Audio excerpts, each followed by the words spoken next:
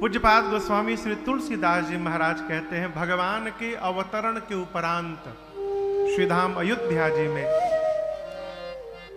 गृह गृह बाज बधाव शुभ।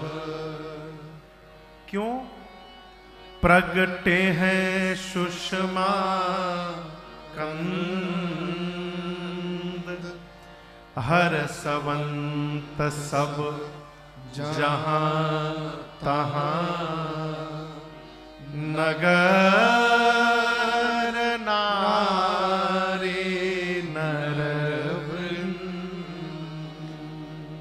पूज्यपाद गोस्वामी श्री तुलसीदास जी महाराज कहते हैं कि परमात्मा के अवतरण के उपरांत श्रीधाम अयोध्या जी के प्रतीक घर में, यहां दर्शन करिए, केवल महाराज के महल में नहीं, गृह गृह बाज बधाव शुभ। क्यों? प्रगटे हैं सुषमा कंद। और इस व्यवहार को आप सामान्य घटना न समझिएगा। महाराज के घर में रघुनाथ जी आए हैं और उत्सव पूरी अयोध्या मना रही है। जैसे 22 तारीख को उत्सव पूरा विश्व मनाया, ऐसा कोई घर नहीं होगा जिस घर में उस दिन दीपक न जला होगा। ऐसा कोई घर नहीं होगा जिस घर में उस दिन कीर्तन सत्संग भगवत नाम स्मरण न हुआ होगा। कलकाल में, कलयुग में भगवान की प्रतिमा के विग्रह के प्राण प्रतिष्ठा के अवसर पर जब इतना उत्सव हुआ, तो जब साक्षात रघुनाथ जी आए होंगे तो क्या क्या उत्सव हुआ होगा, आप कल्पना करिए। है प्रतीक घर में आप इस बात की कल्पना कर सकते हैं कि कोई व्यक्ति अपने जीवन के चौथे चरण में पहुंच गया, वृद्धावस्था में पहुंच गया, और उसे इस बात का एक बार भी मन में, भाव में स्मरण नहीं हुआ कि हमारे पास कोई पुत्र नहीं है। क्या यह संभव है? स्वर्ण बाबू, ये संभव है कि बुढ़ा जाए, आप बुढ़ाए पहले पते ना चले कि हमरे लगे तो लड़के नहीं है? क्या यह संभव है? लेकिन यहां संभव हुआ। श्री चक्रवर्ती जी महाराज को जीवन के चौथे पन में जाकर ग्लानि भई। भेगलानी मोरे सुत नाई। चौथे पन में ग्लानि भई। इसके पहले ग्लानि क्यों नहीं भई, दर्शन करिए। इसके पहले महाराज को इसलिए ग्लानि नहीं भई कि श्री चक्रवर्ती दशरथ जी महाराज अपनी प्रजा को ही अपनी संतान माना करते थे, और न्यायगत प्रजा राजा की संतान होती है। जो प्रजा है वो राजा की संतान है, राजा पिता होता है। परंतु महाराज केवल कहने के लिए पिता भाव में नहीं रहते थे, वास्तव में वो प्रजा के साथ उसी भाव से रहते थे। चक्रवर्ती जी वो अपनी प्रजा को ही अपनी संतति मानते थे, अपनी संतान मानते थे। एक पिता अपने पुत्र के साथ जिस भाव से लगा रहता है, श्री चक्रवर्ती दशरथ जी महाराज अपनी प्रजा के साथ उस भाव से जीते थे। इसलिए बुढ़ापे तक ग्लानि नहीं भई कि मेरे पास कोई बेटा नहीं है। और ये जीवन, इस जीवन का परिणाम है, दशरथ जी के इस जीवन का परिणाम है कि आज उनके घर में रघुनाथ जी ने अवतार लिया तो अयोध्यावासी ये मान बैठे कि मानो उनके ही घर में परमात्मा ने अवतार ले लिया है, इसलिए पूरी अयोध्या उत्सव मनाने लगे। ये प्रसंग कहता है, समाज में प्रतिष्ठा वही प्राप्त कर सकता है जो अपने से पहले अपनों के बारे में सोचना प्रारंभ करे। और यहां दर्शन करिए, प्रत्येक जीव के पास अपने की व्याख्या अलग अलग है। हर मनुष्य के पास अपने की परिभाषा अलग अलग है।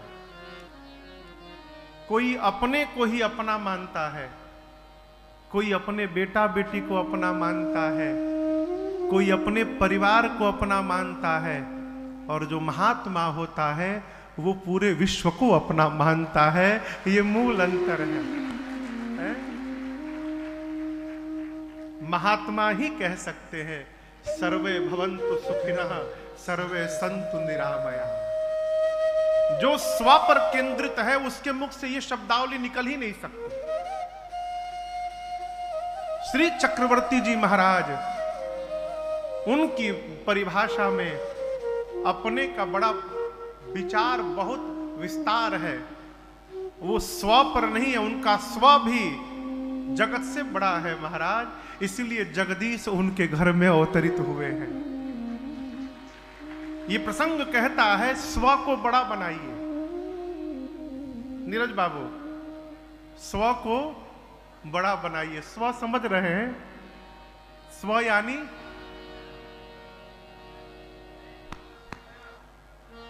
यानी मैं। इस स्व को बड़ा बनाइए, इतना बड़ा बनाइए कि उसमें कई लोग मानव जाति समाहित हो सके, तब आपको जगत में संसार में प्रतिष्ठा प्राप्त होगी। अपने लिए तो पशु भी जीवित है। यूं भरने को तो दुनिया में पशु भी पेट भरते हैं। यूं भरने को तो दुनिया में पशु भी पेट भरते हैं। जो बंदा बांट कर खाए उसे इंसान कहते हैं।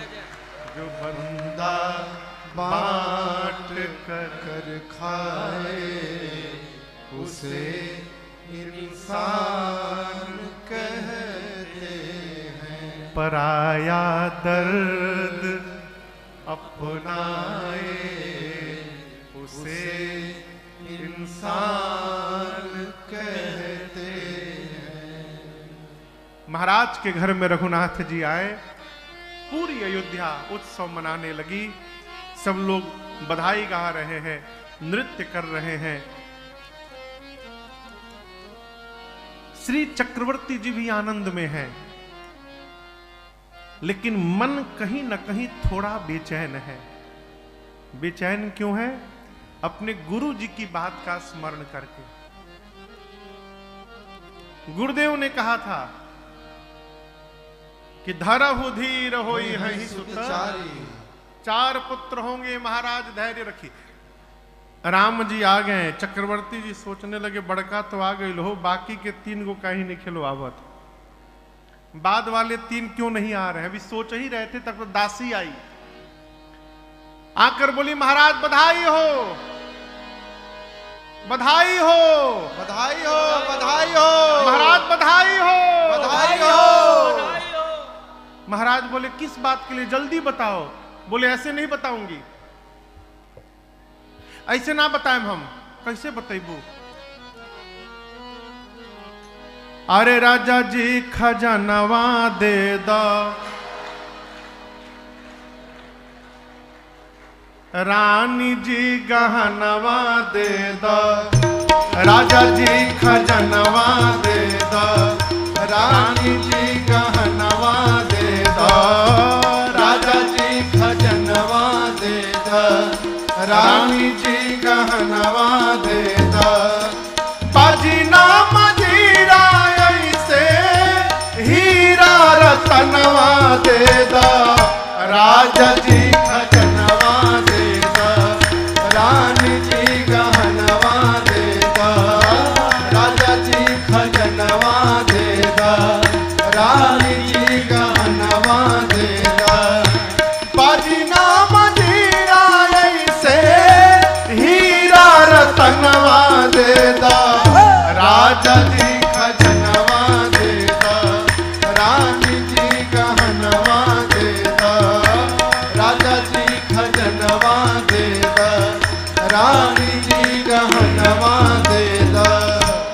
चाही तहल कहाँ सुलिकारा छाड़ा बाजू बंद झुमका डाड़ा हल्का हसुलिकारा छाड़ा बाजू बंद झुमका डाढ़ा हल्का हसुलिकारा छाड़ा बाजू बंद झुमका डाढ़ा हल्का हसुलिकारा छाड़ा बाजू बंद झुमका डाढ़ा इहे और मनवा अपना करके रनवा दे दा राजा जी खजनवा देता रानी जी गहनवा देता राजा जी खजनवा देता रानी जी गहनवा देता इहे और मनवा अपना करके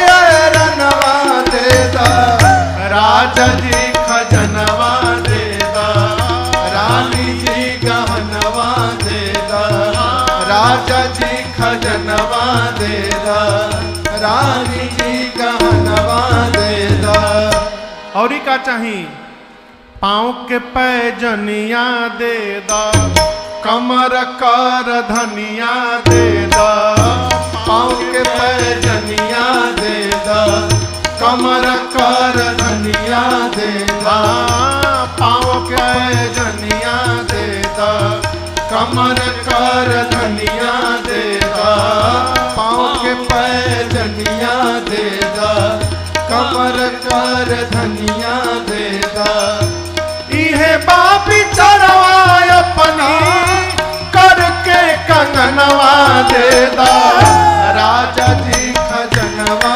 देता रानी जी गहनवा देता राजा जी खजनवा देता रानी जी गहनवा देता इहे बापी चढ़वा अपना करके कंगनवा दे दा राजा जी खजनवा देता रानी जी गहनवा देता राजा जी खजनवा देता रानी जी गहनवा देता एक दासी चुपचाप खड़ी थी।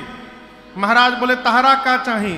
वो बोली हमारा तो कुछ ना चाहे इहे इच्छा मनवा माहे हमारा तो कुछ ना चाही इहे इच्छा मनवा माही हमारा तो कुछ ना चाही इहे इच्छा मनवा माही हमारा तो कुछ ना चाहे इहे इच्छा मनवा माही इहे बास बनवा अपनी गोदी के ललनवा दे दा राजा जी खजनवा देता रानी जी गहनवा देता राजा जी खजनवा देता रानी जी गहनवा देता बाजी नाम हीरा से हीरा रतनवा देता राजा जी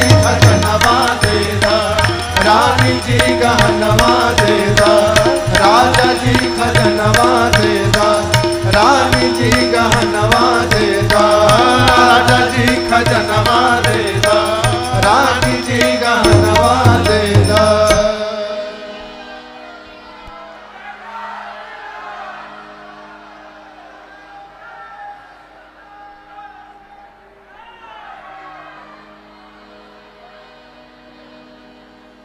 बैठ जाइए बैठ जाइए। दासी ने आकर कहा महाराज बधाई हो। किस बात के लिए? दासी ने कहा महाराज कैकेयी जी ने एक और सुमित्रा जी ने 2 पुत्रों को जन्म दे दिया है और आप दर्शन करिए जो चक्रवर्ती जी महाराज जीवन के चौथे पन में एक संतान के लिए रो रहे थे, ऐसी गुरु कृपा भई जीवन में कि गुरुदेव भगवान की कृपा से चौथे पन में एक नहीं 4 पुत्र हो गए। श्रीधाम अयोध्या जी का आनंद महोत्सव देखते देखते 4 गुना बढ़ गया। वहां पर पूज्यपाद गोस्वामी तुलसीदास जी महाराज कहते हैं चारों भाइयों के आने के बाद अयोध्या में वह सुख संपत्ति समय समाजा कहीं ना सकै शारद अहिराजा। चारों भाइयों के आने के बाद अयोध्या में जो सुख मिला, जो संपत्ति मिली, जो समय दिखा और जिस समाज का दर्शन हुआ, गोस्वामी जी कहते हैं शेष नारायण और सरस्वती भी उसका बखान करने में सक्षम नहीं है। सुख मिला लोगों को। देखिए सुख कहां मिलेगा? सुख सिंधु के पास जाइएगा तो सुख मिलेगा। सुख भगवान सुख के तालाब नहीं है, भगवान सुख की नदी नहीं है, भगवान सुख के समुद्र है, भगवान आनंद स्वरूप है। इसलिए जीवन में यदि सुख चाहिए तो भगवत शरणागति छोड़कर दूसरा कोई उपाय नहीं है। सुख देखिए,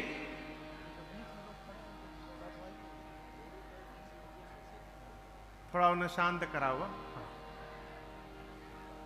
आपसे एक बात पूछूं, आपके पास कोई झोला वोला नहीं है, आप खाली हाथ जा रहे हैं, सड़क से आगे गए, थोड़ी दूर गए तो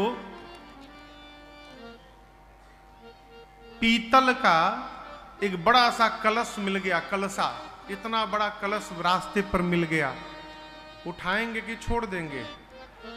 हाँ, उठा लेंगे ना? बहुत सुंदर। कलशा हाथ में उठाकर चलने लगे, आधे किलोमीटर दूर गए तो चांदी का उतना बड़ा कलश दिखाई पड़ गया। अब क्या करेंगे? हाँ, पीतल छोड़ देंगे, चांदी उठा लेंगे। बहुत सही। 1 किलोमीटर और आगे गए, सोना का कलश दिखाई पड़ गया। हाँ, चांदी छोड़ के सोना उठा लेंगे। बहुत सुंदर। अच्छा, आप यहां कथा पंडाल से बाहर निकले और सड़क पर इतनी बड़ी रावण की माटी की मूर्ति पड़ी होगी, रावण की मिट्टी की मूर्ति सड़क पर पड़ी है, उठाएंगे कि छोड़ देंगे? सोने की रावण की मूर्ति पड़ी हो तो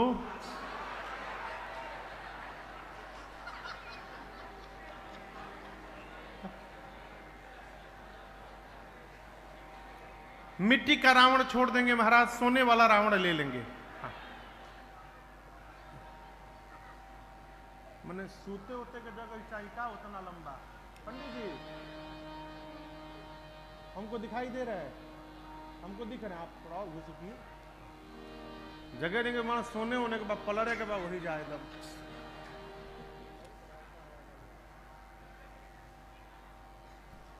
यहां क्यों कह रहा हूं, दर्शन करिए। चांदी दिखाई पड़ा तो आपसे किसी ने नहीं कहा कि पीतल छोड़ो, किसी ने कहा क्या? नहीं। चांदी दिखाई पड़ा तो पीतल अपने आप छूट गया। आगे बढ़े, सोना दिखाई पड़ा तो किसी ने चांदी छोड़ने के लिए नहीं कहा, सोना दिखाई पड़ा तो चांदी अपने आप छूट गया। उसी प्रकार जिस दिन भजन का आनंद प्राप्त हो जाएगा माई बाप, उस दिन जीवन से विषय का आनंद अपने आप छूट जाएगा, छोड़ना नहीं पड़ेगा। इसलिए भगवान की शरण में, भगवत शरणागति में जो सुख प्राप्त होगा, उस सुख के आने के बाद जिसको छूटना होगा अपने आप छूट जाएगा। वह सुख संपत्ति समय समाजा। भगवान आए तो अयोध्या वासियों को जो सुख मिला बताया नहीं जा सकता है। 22 जनवरी को एक एक सनातनी के हृदय में जो सुख मिला उसको बताया नहीं जा सकता है। और ऐसा ही सुख बहुत जल्दी फिर मिलेगा।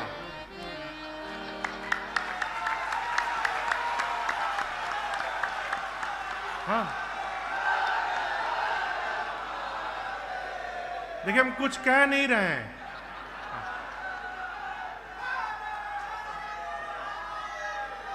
अभी कल ही शायद रात में सूचना आई है, रिपोर्ट आया है, कल ही ना, यहां भी वही है।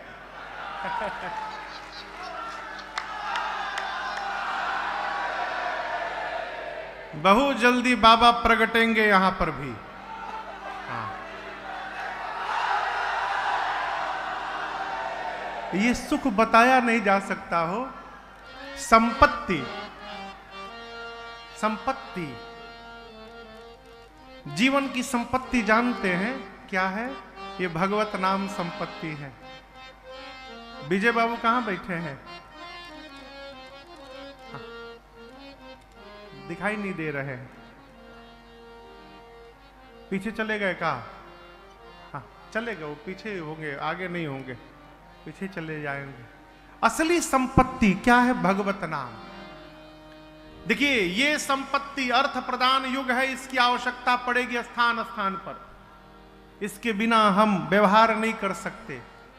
लेकिन इस संपत्ति से व्यवहार सधेगा और इस संपत्ति से हमारा परमार्थ सधेगा।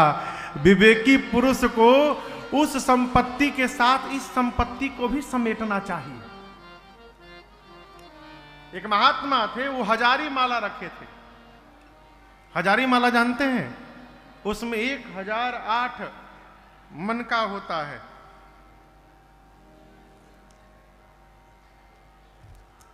देखिए इसमें 108 मन के हैं और उनकी माला में 1008 मन का था।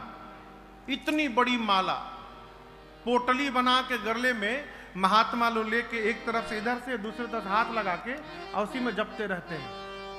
एक थे महात्मा थे, उनकी माला इतनी बड़ी थी कि घर के दुतल्ला छत पे जाके बैठ जाते थे ऊपर, और ऊपर से माला नीचे लटका देते थे। छत पर से माला नीचे लटका देते थे और घंटों बैठ के जपते थे। तो एक महात्मा हजारी माला लेके जप रहे थे, राम राम राम। किसी ने कहा गुरुजी हम तो देखे हैं राम राम राम राम ऐसे जपा जाता है, आप एक ही बार राम बोलकर 150-200 खींच दे रहे हैं, ये कौन सा जप कर रहे हैं? गुरुजी बोले मूर्ख हो तुम, यहां राम नाम की लूट पड़ी है, जितना लूट सकते हो लूट लो।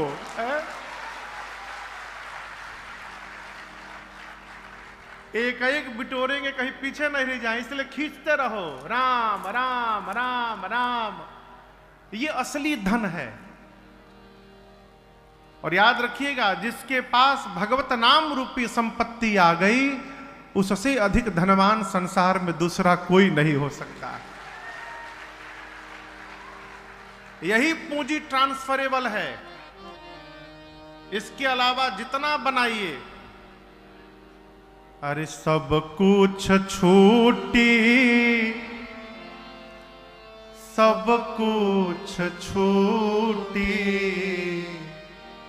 कितनो तू खैबा जड़ी बूटी, जाए के पड़ी सब कुछ छूटी। बिल्डिंग आलीशान संगमरमर के मकान हो,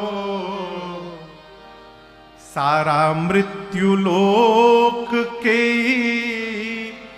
साधन समान हो,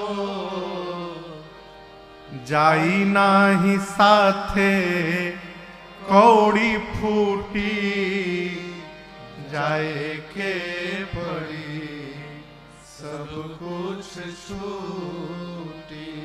शाश्वत सत्य बस एक राम नाम जी, राजन शिकारी के एक करे सेवा काम जी। राम धन के केहू नाही लूटी, जाए के पड़ी सब कुछ छूटी। अयोध्या वासियों को आज ये संपत्ति प्राप्त हुई है, वह सुख संपत्ति समय।